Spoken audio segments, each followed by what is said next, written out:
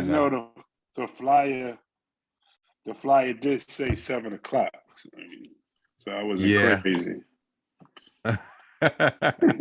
Yeah. Hold on, let me got it. All right. We made a change. Yeah, it did, man. We had to make a pivot due to some unforeseen money-making endeavors that came to it. Not a problem. That comes first. Yeah. But I am Jared P. Woods, also known as the Killer Missouri, the creator of A Black Man Reading and the I guess the head of the Real Dads book club. And we are here to talk about Don't Cry for Me, a novel by Daniel Black.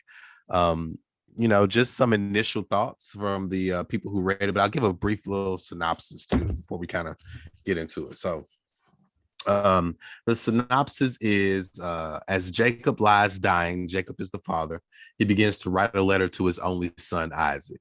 They have not met or spoken in many years, and there are things that Isaac must know. Stories about his ancestral legacy in rural Arkansas that extends back to slavery. Secrets from Jacob's tumultuous relationship with Isaac's mother and the shame he carries from the disillusion of their family. Tragedies that inform Jacob's role as a father and his reaction to Isaac being gay. But most of all, Jacob must share with Isaac the unspoken truths that reside in his heart. He must give voice to the trauma that Isaac has inherited, and he must create a space for the two to find peace.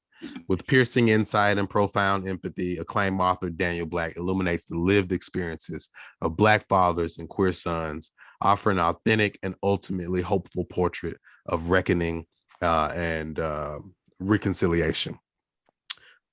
Spare as it is, sweeping, poetic as it is, compulsively readable, Don't Cry for Me is a monumental novel about one family grappling with love's hard edges and the unexpected places where hope and healing take flight. So that's pretty much it in a nutshell. There's this father named Jacob who's on his deathbed, who is writing to his son Isaac, who is a gay Black man. Any initial thoughts, gentlemen, from the folks who read it? I'll jump in there. I'm Tyreek Wesley. Hey. I'm in Atlanta, Georgia. And so my initial thoughts were, I think, it as a father of smaller kids, so I have a 8-year-old and I have a 6-year-old, it was heart-wrenching because we're reading about this dad who thought he was doing the right thing, but he blows it. He blows it in so many ways. Yet he was doing the best with what he had. Like when we think about the manhood that was passed down to him, he was able to take some of it and make something better. But like the author says in the foreword, or in the author's note, it wasn't enough. They gave us all they had, but it still wasn't enough. And so there, as hard as it was to hear about some of the mistakes that Jacob made, there was grace for him once you see how his grandfather raised him, when you see how the world raised him. And so my initial thought was for me, it was a cautionary tale. Whoever shows up, like with my kids, right? Will there be anything that stops me from loving them? And I think for Jacob, because of his idea of manhood, it was the glasses that he wore. And because he couldn't conceive anything outside of that, he missed the beauty that was his son. And that's what I would say. Powerful. Anyone else want to chime in? I think I saw Dr. Black pull up on us just in time. Did anyone else have some first thoughts before we kind of got into that and introduced them and such? What's going on, great ones? How y'all doing, brothers? Hey. Much better after reading your book. Welcome. Mr. Archie, I appreciate that, brother. Thank you, sir. Am I being bold to just jump right in, or like, what's our format? Hey, you can jump right in. We were just gonna introduce you. Did I freeze up? Can y'all hear me good? We can hear you. Okay, good. So let me get down here and introduce you really quickly, and then you can definitely jump in. So Daniel Black is a native of Kansas City, Kansas. Spent the majority of his childhood years in Blackwell, Arkansas. Arkansas. He is an associate professor at his alma mater, Clark Atlanta University, where he now aims to provide an example to young Americans of the importance of self-knowledge and communal commitment. This is Dr. Daniel Black, the author of Don't Cry for Me, that we are here to discuss. So yeah, Dr. Black, if you want, you can definitely chime in and say what you want to say, and then I'll throw a few questions at you. Yes, sir. Hold 1 second, guys. Hold 1 second. Go ahead. Let me see what we got in the chat here. Okay. Y'all talk 30 seconds. Okay. So one thing that Tyreek, I think you brought up that it's a part of a question that I'm going to ask Dr. Black. But he was doing an interview with this author in Jackson, Mississippi. And they were talking about what you were talking about with these fathers who give us as much as they can, and sometimes it's not enough. To which Dr. Black responds, the real failure, if there is any failure in Black men, has not been a lack of work ethic or a lack of love. It has been thinking that exposing their hearts will destroy them. And it is the heart that the children have been dying for. I just wanted to know, what do the brothers think when they hear a quote like that, as both sons and fathers? I think that's true. So I grew up with a dad I grew up with a tender dad in some ways, right? Like my dad was a dad that would hug us, he would kiss us, he would tell us he loved us. He was at every games. He was at all the games, but in some ways he wasn't tender. He was hard as well. But I think as he's gotten older, he learned what he meant to like share his heart with us. And so he's actually reading this book now. And my dad is a child of the 60s and 70s. And so like I think for him, certain paradigms are still kind of like, wait, what? He's trying to figure it out. But I would say like reading this book has opened him up to tell me things and to share things. And I'm like, man, I never knew you felt that way. I never knew you were scared of those things. So I think that's true. Absolutely. Did anyone else want to chime in on that one? I think I do. Go ahead, Brother Black. The thing I think that I think that has been most useful and most poignant about this book and how it's hitting people, which I'm just so happy about, I really, really am, is we really have had very toxic, very poisonous notions of manhood and masculinity that we thought came from God. Right? See, that's the problem. The problem is not just the notions. The problem is that we think they're divine. This notion that it's in the Bible. See, Black folks have come from this place that if something is in the Bible or if something is circumscribed in biblical terms, then it must be God's edict. Yeah. But these notions of masculinity did not come from God. And they're killing us. Because in this book, what really happens with Jacob is far more committed to being a man than he is to being a father. Jacob is far more committed to nurturing somebody, right? Than he is, he's far more committed to going to work every single day. Yeah. Than he is to actually holding his son's hand. He's far more committed. He's prouder of the fact that the lights were never off. He's prouder of that than how he made his son feel. Right? And that's a deep thing. Yeah. It's a deep, deep, deep, deep thing. Because what it really shows us is that masculinity is much more about performance than substance. Right? Y'all see what I'm saying? Oh, yeah. And there are ways that it's robbed us of our vulnerability, even with each other, right? It's robbed us of our ability to be fully human. It's robbed us of our ability to share our hearts with our sons and daughters. It's robbed us of the ability to really, even the ability to look at our children and say, forgive me. Absolutely. Tyreek, you feel me? Absolutely. But then you also see it from the standpoint of what you're saying is that men so often define who they are about what they do,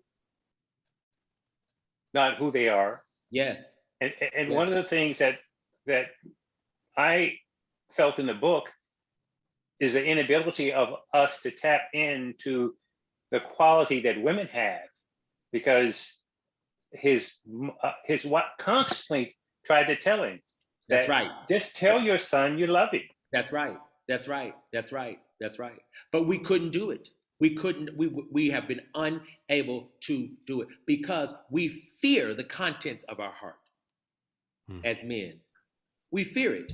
And we fear it because we've never been asked to behold it. We've never really been asked to look at our own hearts.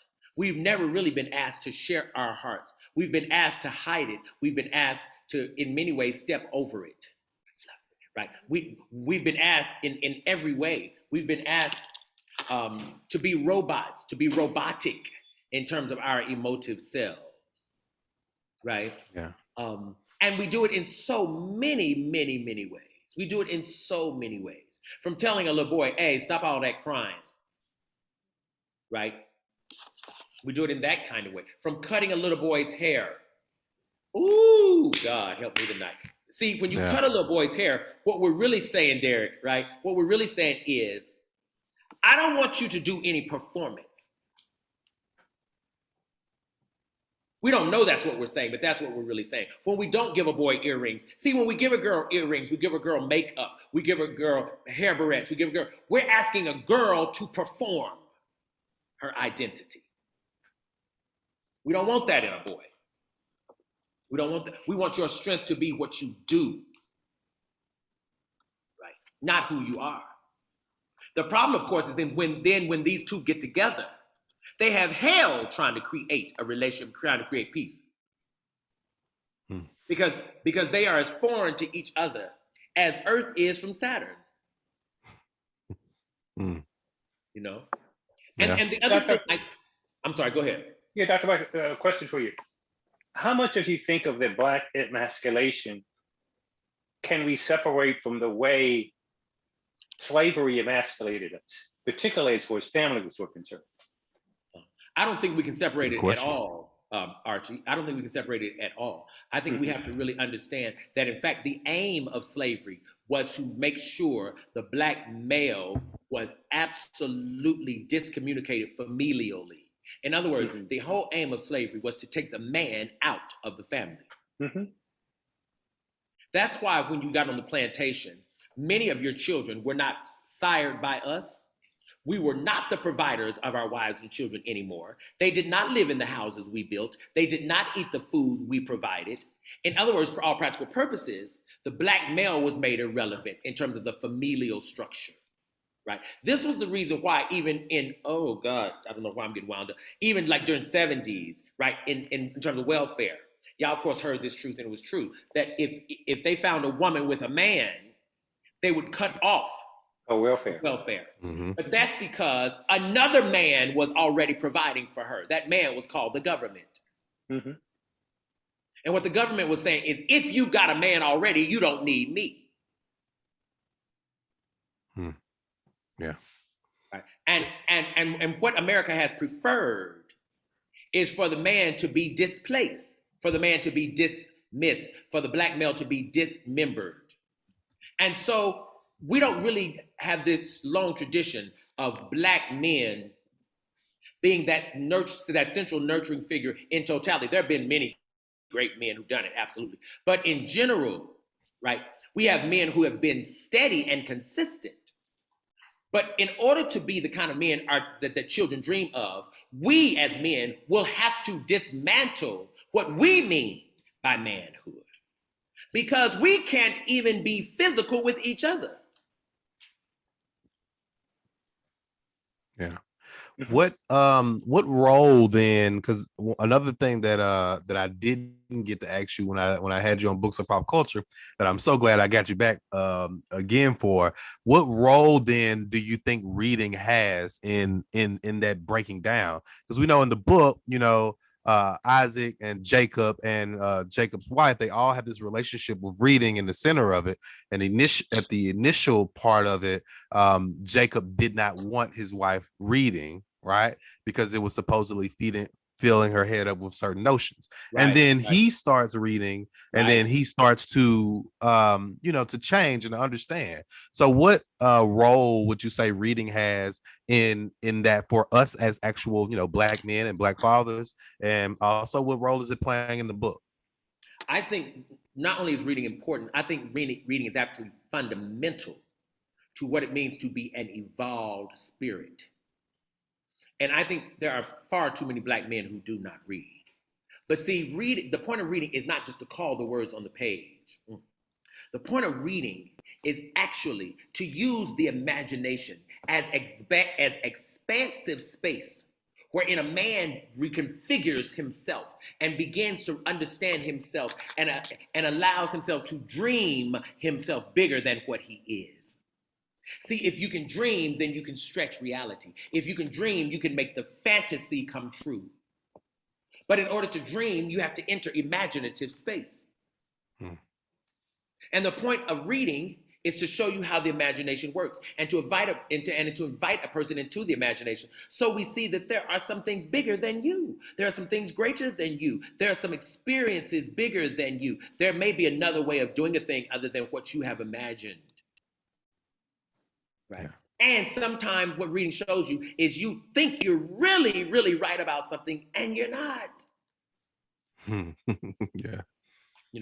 The point of knowledge is to always make you be clear that what you think you know is under constant revision. Right. And so without reading, we are self-righteous, self-declared kings with no kingdom.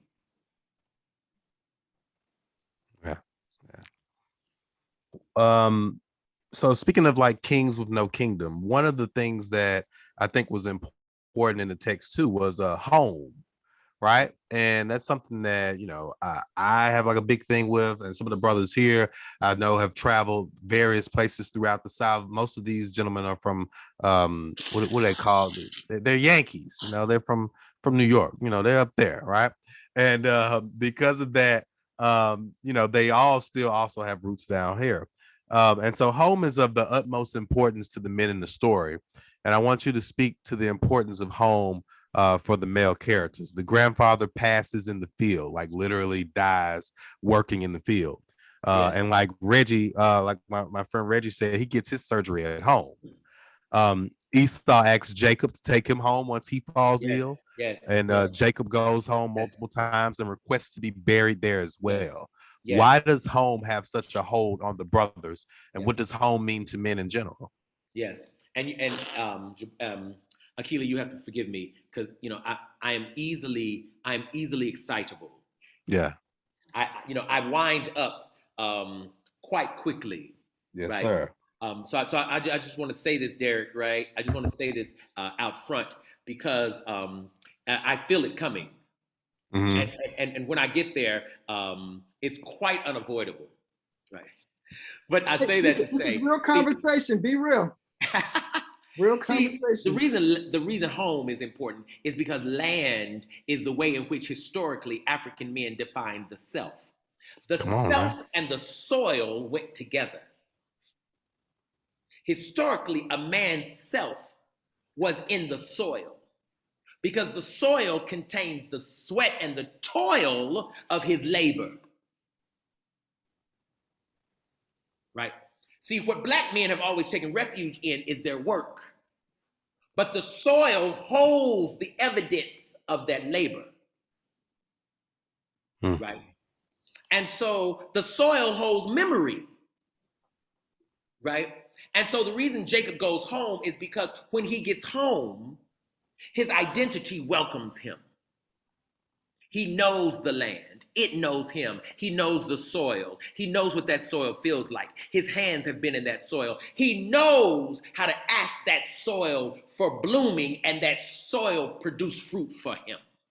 He comes from people who did that. He gets to Kansas City, excuse me, Tyreek. He gets to Kansas City, and now he's not on the soil anymore. He's on the concrete, and the concrete yields him no fruit. Yeah. And so he needs to get back to the soil because he knows what to do with the soil. He and the soil have been in this symbiotic relationship from the time we got off the boats. See, listen, from the time we were on the plantation, our hands and our feet were in the soil, right? So the soil knows us and we know it, right? And so home is often associated with land and space, because those are the spaces wherein we have put our energy and poured our energy, right? And in doing so, those are the places where we have worth.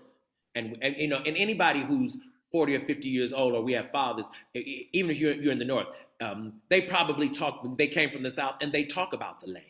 They talk about growing up on the land. They talk about eating from the land, right? They talk about how they got up early in the morning and went out to the fields, right? All of that was sacred communion. Right, right. We got a statement from Brother Kendrick. Go ahead, brother. I was wondering if it would circle back to that, and it's kind of coincidental for me, because I'm fasting. Most of you guys know that I'm Muslim, and so as Ramadan starts to wind down, one of the things that I always am mindful of, and it's very significant during this period for me, and it's beneficial that it transpires during this period in the year when I get to do work on the various lands and properties that I own. Yeah. I think it was what exactly what I was thinking about. What we tend to lose sight of is that because we're stewards, just like this body's been loaned to us, this planet's been loaned to us, and we're supposed to take care of it. And I think we as a people should have a better understanding of that than anything else. My studies as it pertains to enslavement of our people and just our progression through history from the beginning up until this point is that we've always known that we could go somewhere, and if we can attach ourselves to anything else, we can attach ourselves to the land. And there is something about controlling land, because when you think about our ancestors being enslaved, even though they were in that place, they understood that if they took care of that land would take care of them. And spiritually, there is an understanding that that's where we're ultimately going to wind up. So you think about how prevalent death was to them, considering the circumstances that they were in. So when we function in this time, and the correlation is we're eventually going to return to this earth. And as stewards of it, it's our sole, thorough responsibility to take care of it, for it to do the same for us. So I'm thinking, as I'm kind of mulling over what you guys are talking about with this, because my grandfather raised me. I didn't meet my dad till I was 28 years old, and my family's from South Carolina. So when my mom moved me down there, it was because I was hell on wheels in New York. So I digress, but I say that to say that was the adjustment for me. Me seeing my grandfather go out every day and work this land tirelessly, and he seemed like he never got tired. And my understanding came to be that work and that land fueled him, because he knew it was a result that no one could control. We're sun people. So between the sun energizing him and him putting himself at work in that land that God gave him, that's the transition that we make that makes us who we are. And then I think what we're discussing now are all the things that fall in between. And I think we can work out if we find some balance and prioritization in those two big things: the sun, the land, and the significance of it to us as African descendants. And see, also the land is important because, see, African people came to this place understanding the land also as the home of the ancestors, right? We bury in the land, right? So literally, where you dwell holds the very life force of those who came before you, right? So historically, when Black folks were on the land, when we would have family reunions, historically, we would go back to the place that the ancestors literally worked. Now folks have, family reunions all over the country just to gather. But initially, the point of the family reunion was to take the young people to the physical place Come on. Yeah. that held the actual blood, the sweat, the work of their ancestors, because they believed that if you could connect a young person to the land and to the soil, they would get a longer cognitive understanding of the self.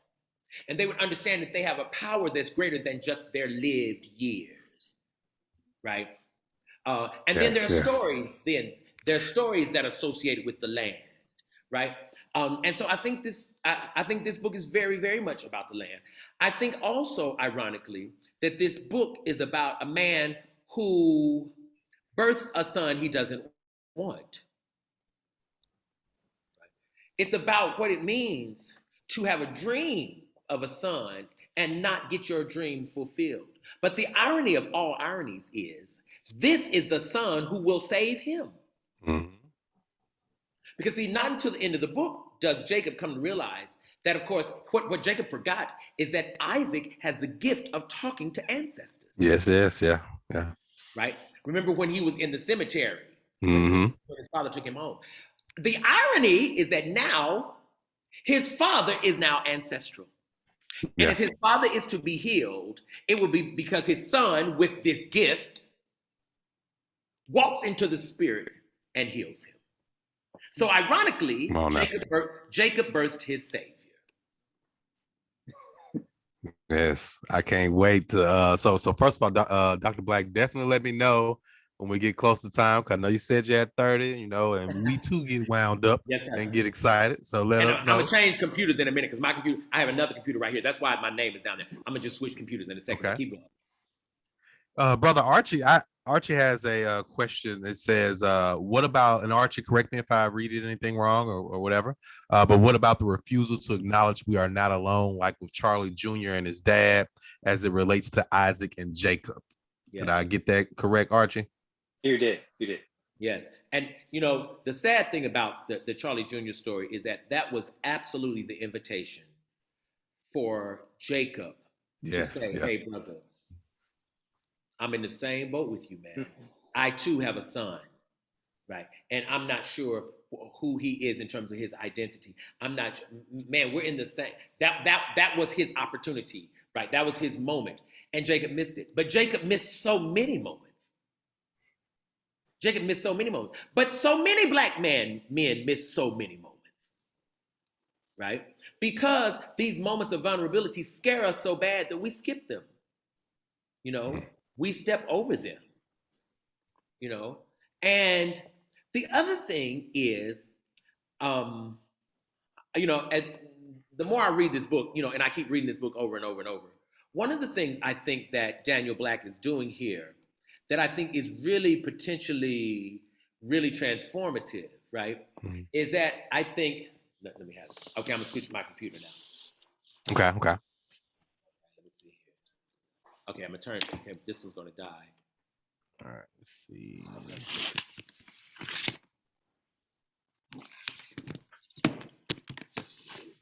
let me see here.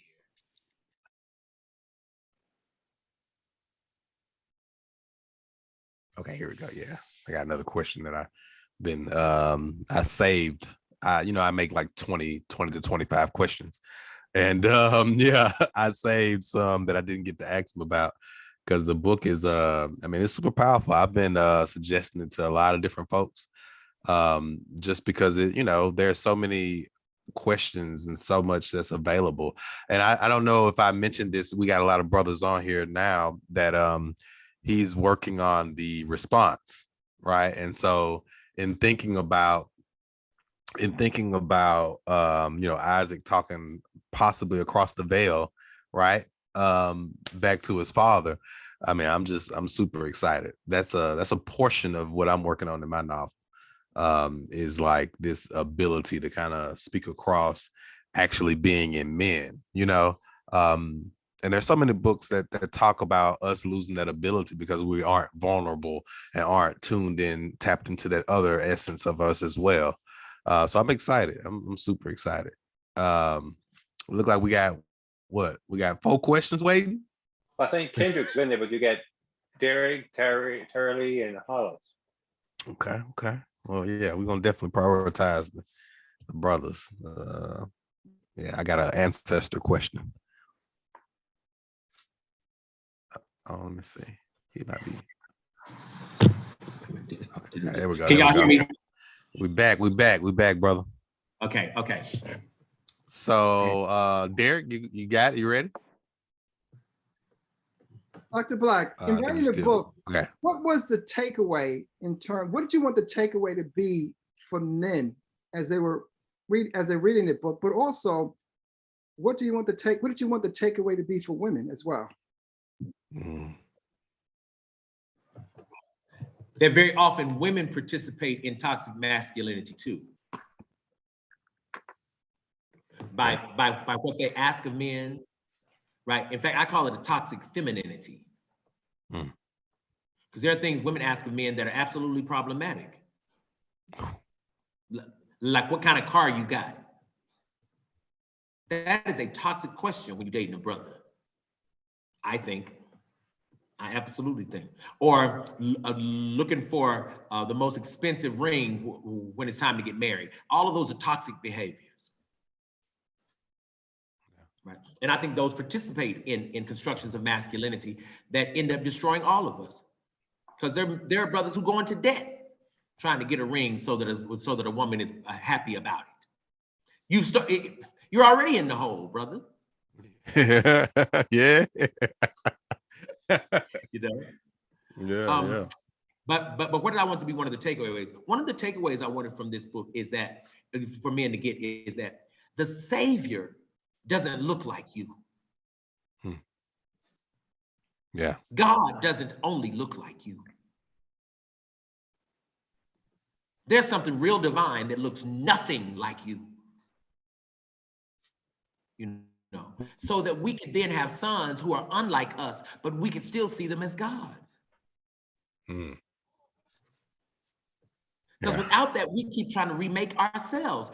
Listen, this is why we so-and-so junior, so-and-so the third, little Billy, little John, we keep trying to figure, it's really egotism. We keep trying to make a little boy into, we're so enamored with the self that we dream of sons who we can remake into us.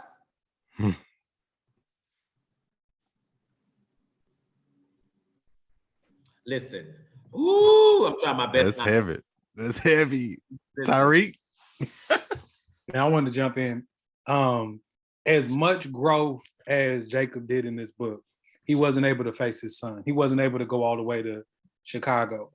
That's right. And to me, I mean, there was a bunch of heartbreaking moments, but that one took me out. Just like, oh my God, bro, you just go. What do you think was the biggest hindrance of him going to Chicago to see his son? Fear of rejection. Yeah, and that fear of rejection was enough for him to absolutely turn around. And Tyreek, I will tell you that I literally froze after I wrote that section. I think I sat at least for 20, 30 minutes just staring through the window. Like, oh my God, who is debilitated like this emotionally? But truth matter is most men, because most of us as men, right? Most of us on this platform, we've had conversations with our fathers in our 20s, in our 30s, and that we've never had before. That means that daddy's sharing has been sparse. Right? That means that this notion of telling the truth, because see, we keep trying to figure out how can I be honest and hold on to my authority. Will I still be daddy after I tell this? Yeah. That's Will like they that. still respect me? That's like that part when Isaac asks why Jacob and the mom isn't together, and Jacob says because she did something unforgivable, and then Isaac says, well, Dad, have you not done anything unforgivable? And I was like, ooh. And Achilles, here's what's crazy, brother. Isaac asked that question to his father when he's 12 years old, and his father answers it when he's practically 50. If I could interject, he couldn't answer it until he was 50. That's right. Because of the growth. Yeah. That's right. And if I could just inject here, I have two sons. I raised them well because they're still alive. One's 32, the other one is 27. Okay. But no one can stretch a father the way a son can. Mm. Yes, sir. I believe that. I believe that, sir. I absolutely, I like that line That's a in this bar book where right Daniel there. Black says, where he says, a son is a father's truth unadorned. Mhm. Mm. Yep. Mm. Yes, yes. Let me see. Hollis, did you have a question? Or Hollis and also Brother Arch, I believe. Yeah, I have a question. Well, actually, my question Hollis! is, what's up? What's up? How you doing? What's I'm up, trying to man? find some light. Trying to find my light. There we go. I want you to just go over how you come up with the decisions you make and the terms you come with this book. So, as an example, with the question when the brother asked why he didn't go to Chicago, why? I mean, and give me just talk about what moves you through this journey and how you write it. And Well, Hollis, let me add, and what role ancestors play in that too? Because I've heard you say that you had to get like permission. absolutely, absolutely. Because see, this book is about ancestors. Because the truth of the matter is this is an ancestor who wrote these letters. Because remember, by the time Isaac gets these letters, his father is ancestral. And if Isaac is going to respond, and most of you know, I think Achilles said it to me, I'm writing Isaac's response now. Isaac is going to respond to the ancestor, which means this then will be a conversation between the living and the not living, between the visible and the invisible. If there's going to be healing now, ironically, it will have to happen across space and time. Meaning, what does it mean to heal the ancestor from here into eternity? Right? But that will absolutely be that will be the calling here. But to answer Hollis's question, when I write, characters come to me and tell me their story. And what I get to do is write that onto the page. I do not get to tell the characters what to do. I do not get to decide what the characters did. I do not get to shape the characters' behavior. I do not get to correct. I don't get to do any of that. So characters surprise me. Sometimes they piss me off. Sometimes they make me mad. They do. Because they don't do what I would prefer. Not at all. Not at all. And my job is to simply tell you what they did. I can't make all of them appendages of me. If so, then there would be no authenticity in their identity. Yeah. Right? They are themselves. And there are times when I'll write things and characters will tell me that's not what I did. I did not tell you that. And I have to delete it before they will continue. So it's this symbiotic relationship, between, again, the visible and the invisible, if you will. And what I pray that I'm doing is giving voice to those ancestors who never got a chance to speak. And in this case, to those Black men who gave their absolute all. Because see, the thing that's, I hope, beautiful about this book is Jacob gave everything he had. He did. He just didn't have much. But see, this is so poignant because the man gave everything he had. The man worked every single day. The man went to work whether he felt like it, whether he didn't. The man paid Isaac's tuition. I mean, any of us going to school, do you know what it means to pay somebody's tuition in cash? That can't be a small thing. Yeah. That's huge. But Isaac never understood his father paying his tuition as an announcement of how much he adored him. He understood that as simply his responsibility as a father. And see, part of what I want us to do, gentlemen, is to translate our father's actions and behavior into the love they meant in their hearts.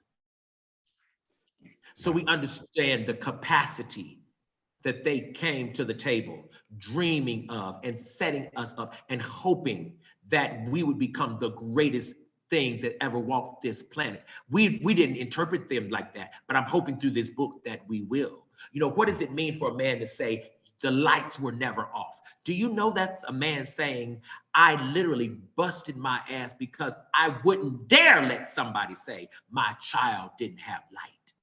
Come on now. I got a question about That's a that. profound thing. Yeah. Go ahead, Tyreek. So, Yeah. so I've had some of my women friends read this book, and one of their critiques of Jacob was it was too little, too late. Why are you doing this like as you're dying? You could have picked up the phone. And so my question, even to what you said, is why is it me as the son's responsibility to do the emotional lifting when I'm the child? And I'm not, you know what I'm saying? Why is it the son's responsibility Lord to do have all mercy. that interpretation? Yay! You need to open up your heart. So Tyreek, listen. I can answer Mm. that question. The reason Isaac owes this to his father is because the reason Isaac is brilliant, the reason he reads so excellently, the reason he makes 3 times more than his daddy is because it's his daddy's back that bent over for him to do it. Amen. Yeah. That's something that I had that's just so And, powerful because that's love. It's like they didn't know how to and because Isaac is gifted. Yeah, and because Isaac is gifted. A gift is never for you. yes. The irony is any person with a gift, it's not for you. Every gift is for everybody but you. Isn't it deep that you could be a surgeon, and if you need surgery, you got to go to another doctor? Yeah. Right? Because the point of a gift is for other people to need you. Right? And the point of their gifts is for you to need them. See, if we all had gifts and our gifts satisfied us, we wouldn't need each other. See, the seed needs the rain. It's not just cute. It's got to have it. But God is brilliant because then the seed lays in the earth, summoning the rain. And when the rain comes, the seed gives thanks because everything the seed needs is inside it, except one thing, the moisture to burst it forth. It will take the rain to do it. Right? And that's who we are as Black people. What our ancestors taught is, see, community is unity. I've got to put my gift next to your gift, and your gift next to my gift, and your gift next to their gift. And then we have a matrix of excellence. And we get and everything a community needs, you have it. Because where God is brilliant is everything a community needs, God sends in the gifting of the people in that community. Oh, now. Y'all have to forgive me. You know, I told you, listen, I'm trying to. I told him you was good, brother. KB. Uh-oh. There it is. Okay. Yeah, we got you. So, okay, no, because if you notice, I'm on here twice because I'm multitasking because there's something going on upstairs. So I'm taking the phone up when I go up. So he answered the question similar to the way that I was going to, and it's so ironic that I had this experience. And so when he asked about why is it the son's responsibility, and I learned this when I learned the things that like I said, I met my dad when I was 28. And up until that point, he was the worst thing that ever hit this earth, as far as I was concerned. And then when I learned the things that he did and went through, because we have to shift back to that time. When you think about all of these fatherless boys, it was intentional. Like it didn't stop when they left the plantation. They were like, let's go get him. That's what Jim Crow, the whole idea of the laws where you had to have a job or you're a vagrant, all of those things. The system is situated to keep us dysfunctional and keep us away from the intentionality of us being fathers and being parts of our family. So when I found out, my dad left home when he was 14 to go work on cruise ships to help his family.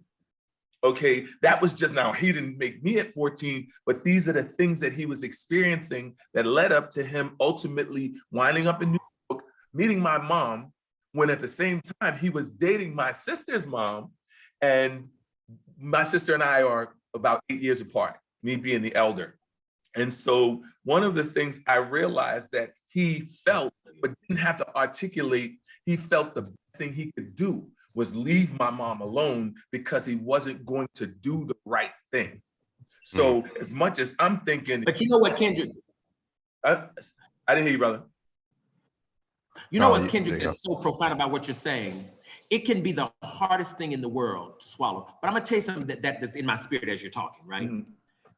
Your father's absence from your life was his gift to you.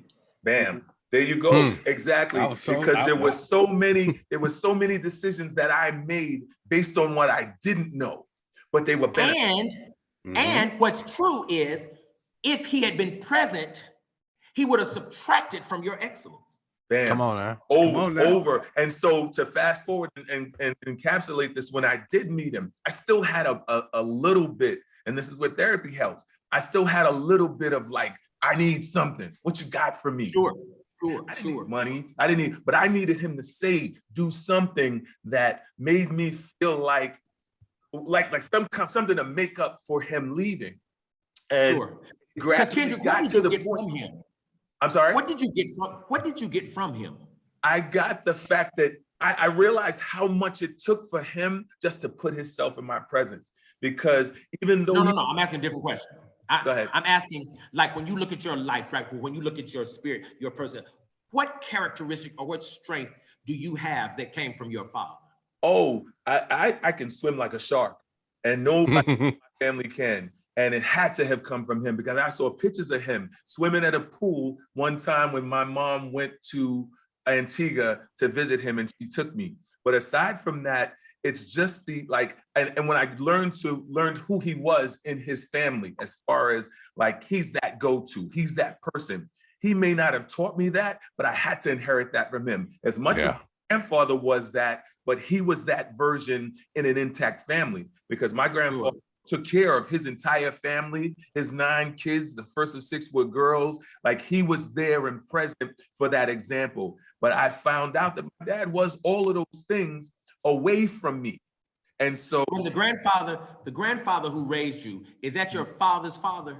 No, that's my mother's father. See, the other thing that we have to do, gentlemen, it's a hard thing, but it'll set you free. And that is, we have to do the hard work. It's kind of what Kendrick is saying. We have to do the hard work of excavating our fathers and our grandfathers' stories.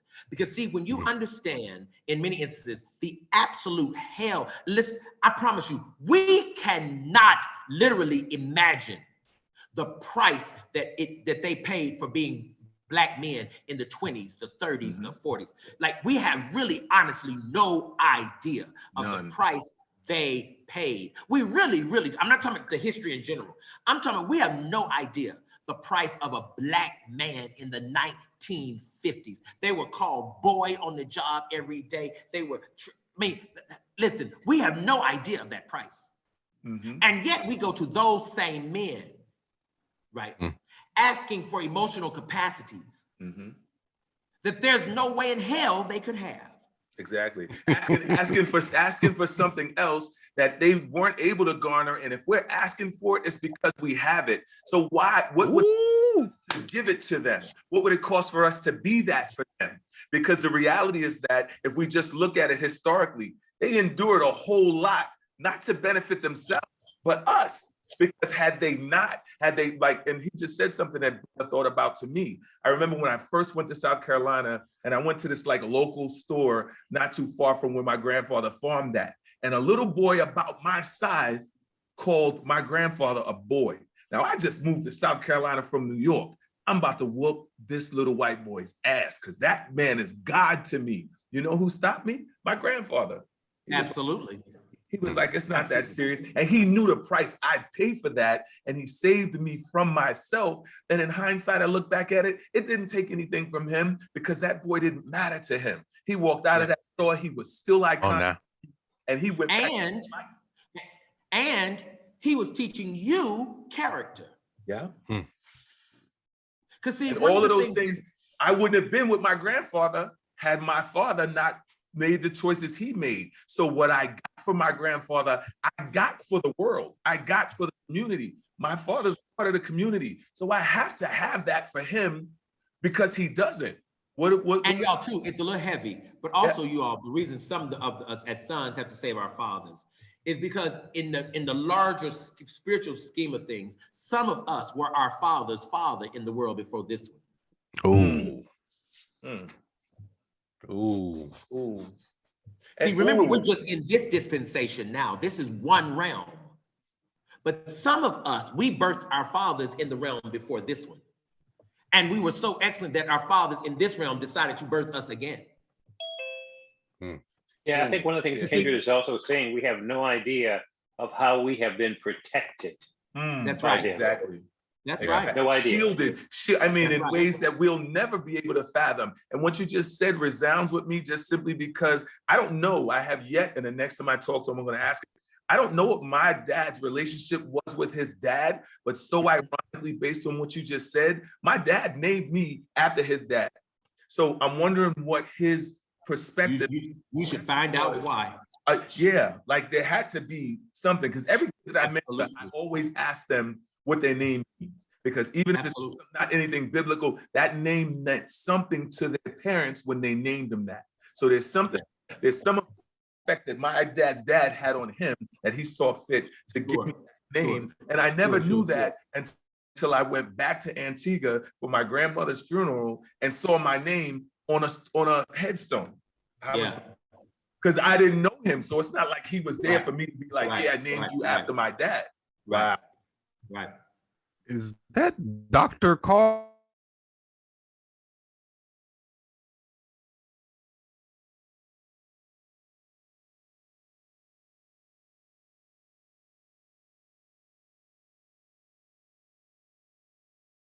In the nation. This meeting is being recorded. No, it's good to be here. It's good to hear y'all. Please don't let me. I'm just listening tonight, soaking up this good fellowship and brotherhood. I'm glad to be here, and yeah, as we know, Baba Matosho, Dr. Black, Brother Dan, that's our Baba. So thank you. Please. I'm just here. Glad to be here with you. I'm gonna hold my excitement, but yeah, I am honored to be in your presence. Go ahead, Brother Tariq. I think you got a question. Yeah, I do, because I want to go back to, because I think this is all amazing, and my wife actually said my wife's father wasn't in her life, and one of the things she always said was like that was the gift he gave me. Him, I don't know who I would be if he was in my life, and I always thought that was weird, but hearing y'all talk about it, I'm like, yeah, it makes sense. I want to jump back into the importance of reading. Because there was two books that we talk about there's two books in this book that he reads, right? The Color Purple, and he reads the autobiography of Malcolm X. And I'm interested to hear about why the author, I'm not, the spirit, however, I know you talk about it in third person. I'm interested in why those two texts. Like I have my own ideas, but like specifically why those two texts? Well, the autobiography of Malcolm X, because for so many reasons, and in fact, one of my mentors, Sonia Sanchez, used to say to me all the time that in the 60s, Malcolm X was the people's manhood, right? And so there was a season when the autobiography of Malcolm X was practically biblical, right? That if you were a boy, if you were a young man, it was almost a rite of passage for you to read that text, right?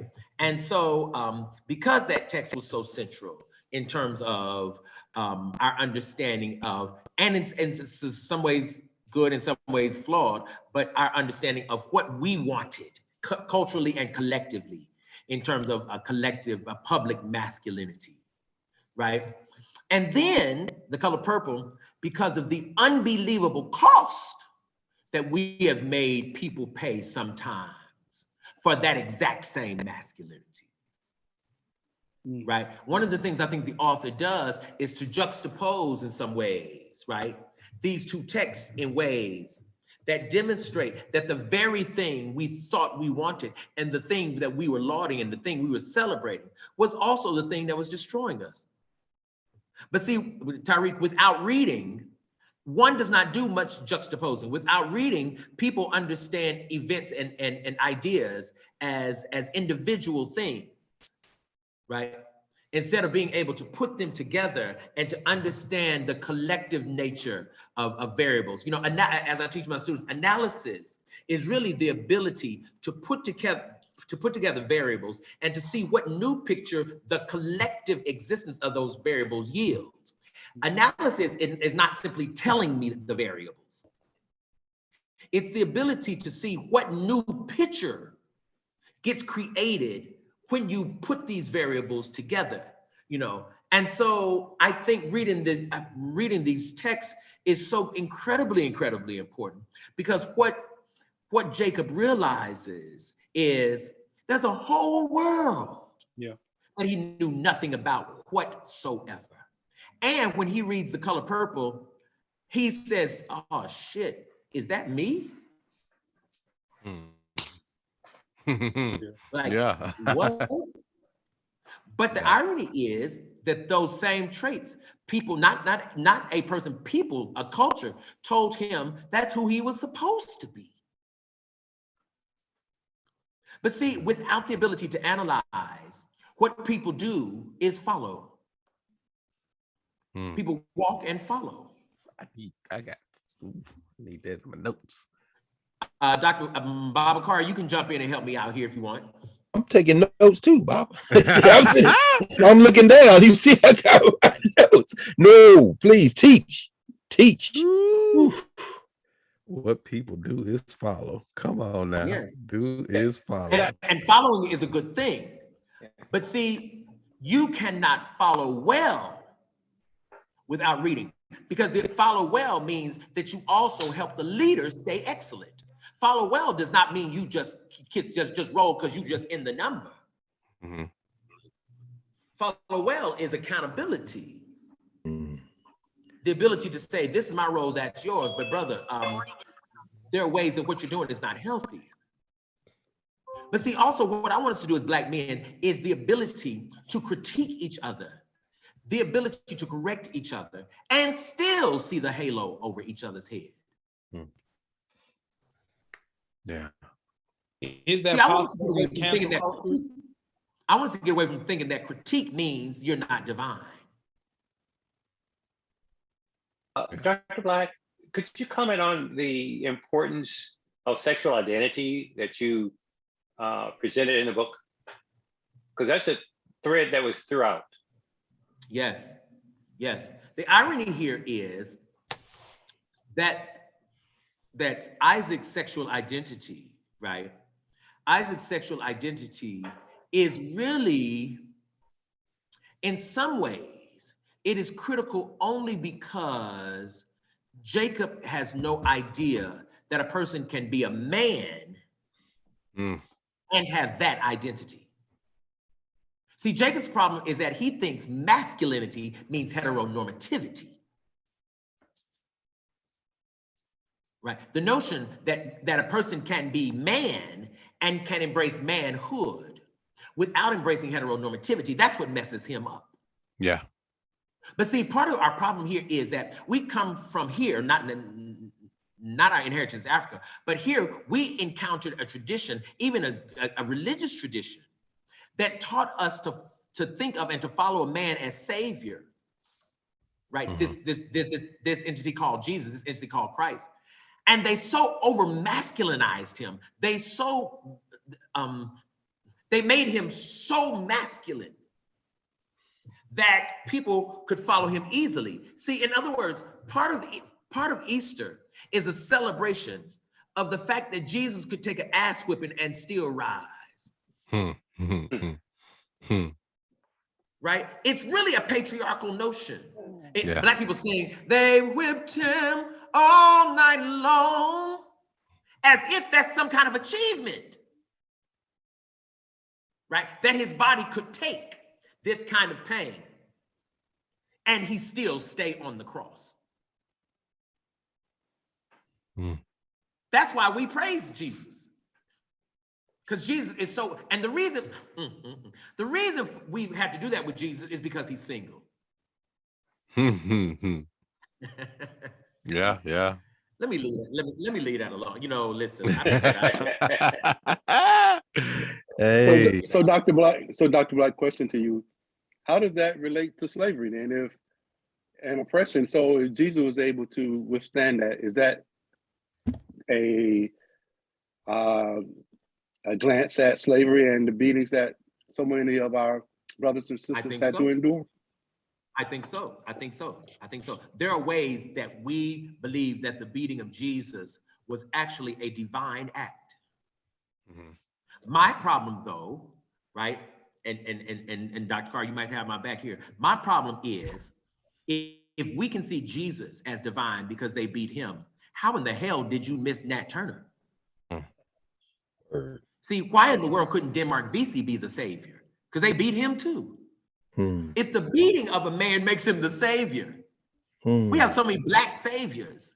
See, that's your sign that we have embraced a kind of Eurocentric white supremacist religious construct.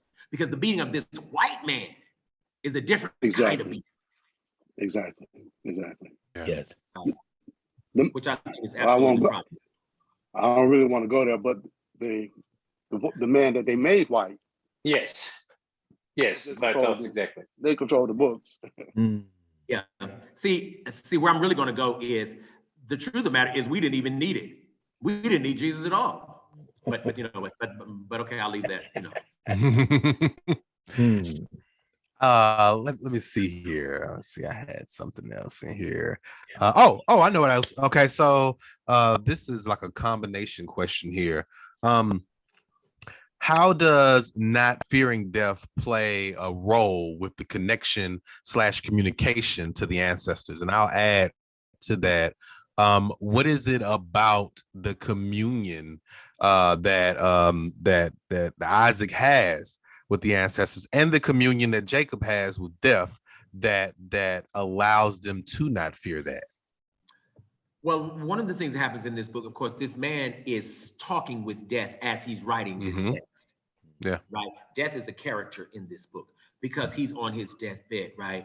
And so he's having this conversation with death, and he's beginning to see that death is not something to fear. He's beginning to see that death is not anything to run from. In fact, death actually loves you. Death actually comes only to usher you into eternity and make sure you don't miss it. Right. And so this is important because then Jacob can discontinue fearing that the absence of breath in his body is the absence of his living days. It's not the absence of his living days. Right. It's the mark of his step into eternity, which is why Isaac coming along is so very, very, very important, because he wants Isaac now. He will need Isaac to again redeem him and to help him from this side. But what he comes to understand is death is teaching him that the movement between the living and the non-living, if you will, between the Muzima and the Muzimu, right? From Mantu, he's learning and he's understanding now that Black people have always believed that you can go back and forth. It is not a unilateral move. That when someone makes their transition, they're only making their transition, right? Which means that if you need them, call them and they will come. That's right. See, part of the problem is that we keep trying to see with these two eyes, but these two eyes can only see in one direction. Right, the Dogon talk about the levels, the 4 levels of the sight: the Giri So, the Bene So, the Bola So, etc. Right, and these levels of sight really are saying, right, there are all kinds of seeing. Right, there are all kinds of knowing, and when a person gets into this spiritual consciousness and someone makes a transition, the day they make a transition, you start seeing signs. They send you signs to say, "Hey, listen, I'm cool. I'm good," right? What do you need? And really, this was the point of initiation in traditional African communities. The point of initiation was to make sure you didn't limit your sight to what you see. Because if you do that, you're going to know practically nothing. But there is as much that you don't see that is real as there is that you do see. And initiation teaches you how to access what you don't see, but it is real. That's right. You know, a man taught me one time, I'll never forget it. He said, you know, you can blow into your hand and you can feel that breath. And it's true, you know, if you just blow in your hand, you feel it. But I don't care how, you can never grab it. That's right. But you can conjure it anytime you want. You can blow all day long. It's at your command, but you cannot own it. But you can participate in it. You can use it. Yes, yes. So what makes us like God is the fact that you too give the breath of life if you're conscious of it. But you can just never own it. Right? And so I'm saying in this book, Jacob learns this from death. And Jacob hopes his son then will do for him what his son also did for his own mother and grandmother in that cemetery. Mm-hmm. Yeah. So I have like 5 minutes. I was just gonna say the significance of the names. Archie wanted to know the significance of the names, and I'll attach to that as well. Was that choice done because of course, your familiarity with the Bible and what you said earlier, that men have a tendency to believe that the type of masculinity that they perpetuate is divine? Well, you mean the Abraham, Isaac, Jacob, of course. Mm-hmm. And of course, Jacob's wife is Rachel. Mm-hmm.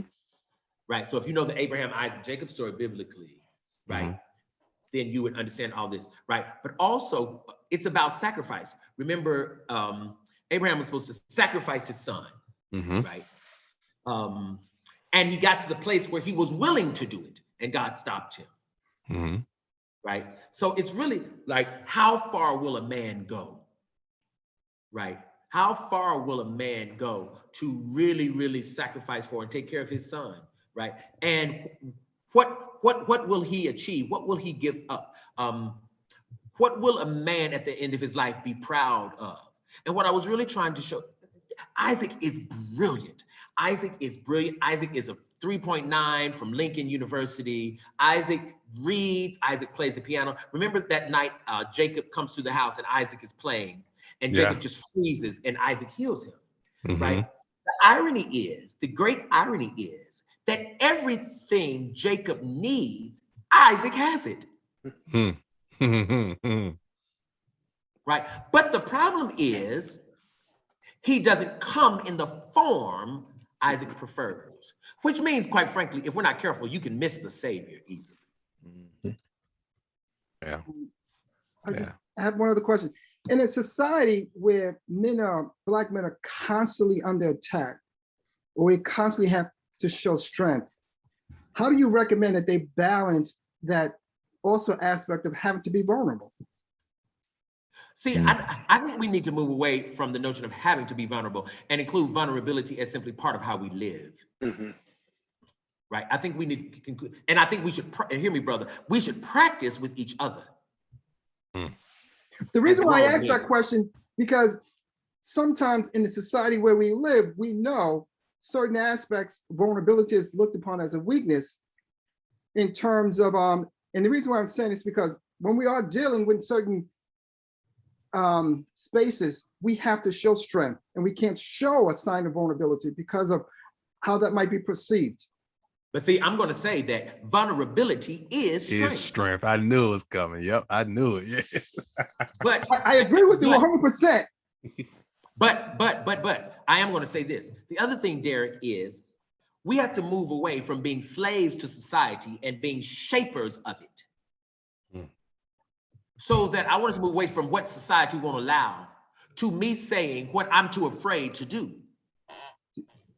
The reason why I say that is because we have a Real Dads Club. We've been meeting virtually for 2 years. We have not missed 1 week with Black men. And one of the things that we talk about is the whole importance of being vulnerable, but knowing what spaces to be vulnerable in, because you can't be vulnerable in every space. Well, the truth of the matter, Derek, is we can be vulnerable anywhere we choose. Of course we can. Now, here's the catch. You have to have enough confidence to let the world laugh at you as you do it. Mhm. Let the world mock you. You got to have enough confidence to let other people's reaction be whatever the hell it might be, and to still stand right in your own nakedness, if you will. See, I'm using metaphor. Part of our fear of being naked in front of each other is our own critique of our bodies. Right. That's really we're fearing that other people are going to mock our body. I'm just using it as a metaphor. Mhm. If we were confident in our own bodies, we wouldn't give a damn if the whole world saw it. But see, our shame, because we put so much value in our bodies in association with our worth and with our esteem, right? It's our own fragility that's the issue. See, once I got clear about this, I got to the point where I could hold a man's hand, and if the world says y'all are gay, I'd say, oh, okay. There's nothing else to say. There's nothing else to say. There's nothing else to say. Because see, unless I think being gay is a bad thing, there's nothing to fight. See, my grandmother used to tell me as a kid, if you fight somebody who says you're dumb, it's because you believe it. Come on now. Yes. Not what people call you, is what you answer to. Absolutely. That's right. So I know. well, I was just going to say, I mean, is it swift? It is a swift. I'm one. All right, be swift. Because the book is about Jacob's evolution into being vulnerable, but the title is called "Don't Cry for Me." Yes. Why? Yes. Good, good. Yeah, that was swift. Because in this case, for the first time in his life, Jacob owns his own tears. Mhm. He says, I've cried for myself. Mhm. I don't need you to do it anymore. I don't need you to do it. I don't need you to feel sorry for me. I have figured out the issue. I know the problem. And I've wept now for how I've treated you. I've wept now for how I treated your mother. I've wept for how I wounded you. I've done all of that. What I want you to do is to live and thrive and grow, my son. Now, the irony upon all ironies is you're telling the most sensitive boy on the planet not to cry. Isaac, of course, is going to cry. That's the irony of it. Of course he's going to cry. And he's going to tell his father he cried. Right. Yeah. But what Isaac is also going to do is tell his father, I'm a man. See, the whole somebody asked a sexuality question a minute ago. What I was and am trying to do, hopefully, in this text too, is to show people that a brother being same gender loving has nothing to do with manhood. I mean, that seems simple, but it's not. Most gay men and most people take gay men out of the discussion of manhood. That is a colossal error. I'm gonna give you a good example. Ooh, Dr. Carr, no, really feel me. There are people who call James Baldwin Jimmy. Yeah. I'm offended. Yeah. And I'm gonna tell you why I'm offended. Come on, Bob. They don't call Ralph Ellison Ralphie. They don't call Richard Wright Dick. They call James Baldwin Jimmy because they think his sexuality allows them to diminish his manhood. Yeah. So they can be, if you will, they don't have to have the range of honor for him as a man. And I have told them, stop calling that man Jimmy. Yeah. That great elder, you would, I mean, what? Who's gonna call Harriet Harriet? Who's gonna do that? Right. Miss Tubman, Umi Tubman, it's got to be something. Come on. But James Baldwin's sexuality makes people believe, right, that his effeminacy does not require the mantra of masculine applause. Well, man. Just to add to that, you have gay fathers. Yeah. People don't see gay men as fathers. You have gay fathers. And we had, when I did this documentary, one of the dads, The son said, I learned to become a man when I went to live with my father and his lover. That's how Sure. I And I'm became gonna say a this to man. you, brother. We don't have gay fathers. We have Black male fathers who are gay. Mm. And the difference is this. The father is not a particular kind of father because he's gay. He's just a Black man. Yeah. See, the sexuality part, what I'm trying to help us see, the sexuality part is not relevant when we're talking about the notion of the construction of manhood and masculinity. We make it relevant because we think that sexuality and gender are the same thing. Mhm. And so we diminish a man's gendered excellence when we learn that his sexuality might be different. He's not as much man. He doesn't require the same, you don't say what up, bruh. There are people, I've seen this, I'm telling you, I've seen it. There are people who be like, hey, Jimmy. Yeah. That's so insulting. That's completely and absolutely insulting, right? And so in so many ways, finally, what I'm really hoping this book will do is just this, what we're doing here. And that is invite us, in some ways force us to have conversations about who we are, who we want to be as Black men, as African men, and to help us understand that every man is invited to the conversation. Every man gets invited to the conversation, and every man has a piece of God that the other men don't have. And we're not going to see God clearly until we all arrive. Yes. Well, Dr. Black, I knew you were gonna show up and show out. Of course, I'm gonna send you a long email like I do every time about just how much I appreciate it, how much I've learned. Gentlemen, look what fiction can do. I chose this book. Specifically for that too, because I think fiction is so expansive, and a lot of times men get trapped in nonfiction. And it kind of puts boxes around where we could go. And so I just knew that this would be a perfect segue. You see, you can go anywhere with fiction, just as much as with nonfiction, and you can be practical too.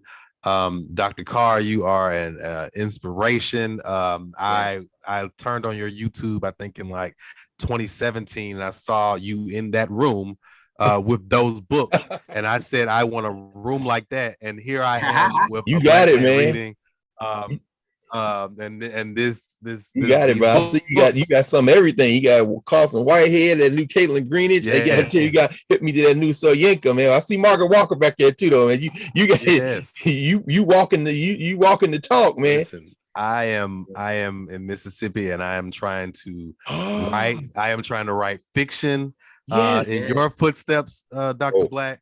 And Dr. Carr, I'm a PhD candidate in higher ed because I want to lead an Africana Studies program. Wow. You just don't know how much this. Where are you, Bob? You in Oxford? I'm in Hattiesburg. I'm in Hattiesburg. Oh, yes, Werner Daimler. And no question, Joyce and Barry Ladner. Yeah, I'm from Natchez, Mississippi. So wow, the Barbara Natchez. yes, I got that book right over here. I'm about to say, you just don't know, man. I am Mississippi for real. I have goosebumps, gentlemen. And I've taken several pictures so I can show my mom.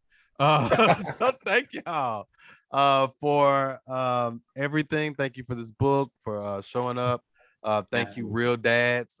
Thank you, Derek, for putting me. I feel like I'm at a worship, for putting me on this path, because I didn't know that I could interview people until you reached out to me. So and thank you to all the gentlemen. Thank you, and Jared, thank you, man, for everything. Thank you. Yes.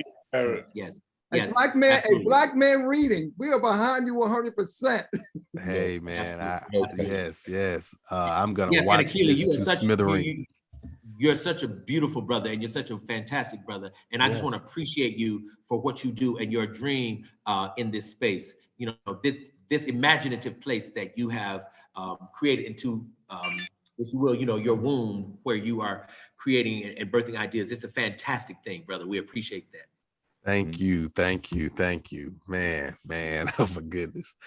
Yeah, guys, that's it, man. I'll pick pick us another beautiful book. Yes. And we'll meet here, same what bat time, same bat channel. You know. Yeah. Love and light, gentlemen. Love and light, Thank man. y'all. Thank Love you. and Thank you, light. Dr. Thank Black. you. Thank Have you, a Dr. good night. Carr.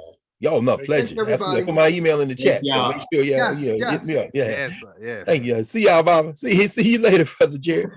Peace. Okay. Man, oh man. That So was- what'd you think, That Derek? was a surprise, huh? Hey, I told, yeah, like I almost cried, man.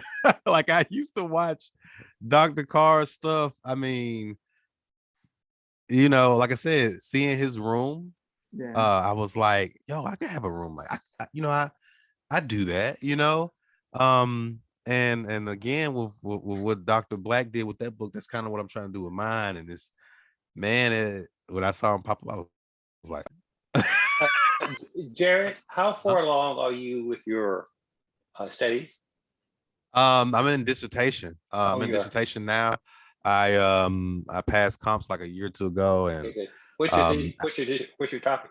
I'm only looking asking at it from the standpoint of I'm always there for an additional young Black man who's trying to get his doctorate. If you need somebody you want to reach out and ask some questions. So absolutely. Jared, I'm- that's Dr. Worth. Okay, Dr. Archie, okay? Yes. Okay. Yeah, I got mine at UT Austin some years ago, dealing with dads. But going back to my initial question, though, so what's your dissertation on? I'm looking at how not really first generation. I'll just say I'm looking at how Black males use the Divine Nine to build social capital on predominantly white campuses. Okay. Mm-hmm. Okay. Yeah. Qualitative or quantitative? I'm hoping qualitative, but as I am, looking, it might be smarter for me to look at it as a maybe mixed method study. Okay. Yeah. But Okay. I initially said qualitative. Okay. Yeah. I'm gonna put my in the chat. Well, Derek has my contact information.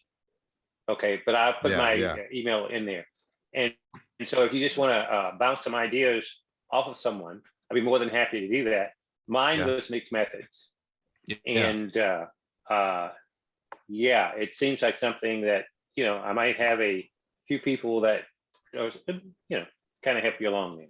Yeah. I need some help, like, creating the instrument in terms, of the whatever type of survey I might create. And then I think I'll probably be good with the questioning for the qualitative portion, but that part I is don't want to take up these other guys' time. Feel free to I was going to say feel free to, we could zoom in, you and I could talk, but just very quickly, the instrument for your IRB, you might want to think about some initial questions, then your questionnaire, and you may want to have even a focus group that might simplify it. And I'd be more than willing to just, Here's a good book here too, by the way. Have you read this one? Oh yeah. We did. We tried to get him on, but he ain't want to pop in. Oh well, that's because he was on The View, I guess. Okay, it's a good book. Well, this is a great choice. Yeah. I'm trying to think of well, I definitely have a plethora of let us know what's the next one. Yeah, I'm gonna send you an email tomorrow, probably, Dr. Archie, about that, and we can set up a time. And I'm probably gonna send. I was just thinking I should probably send my first. I think I got about 25, 30 pages of the novel to Dr. Black and see what he thinks, because some of the stuff. I'm retired now. Okay, I'm retired, so I'll be doing a lot of traveling, but still, I'm out there to bring more people who look like us to the table. Yeah. All right, and a person like you, who's probably in your early 30s, you're the ones who's going to make sure that certain books are not banned, that we can still read Toni Morrison, Maya Angelou. Tony right there. And it's just Dr. Black was just, I could hardly contain myself. I'm going to turn this recording off.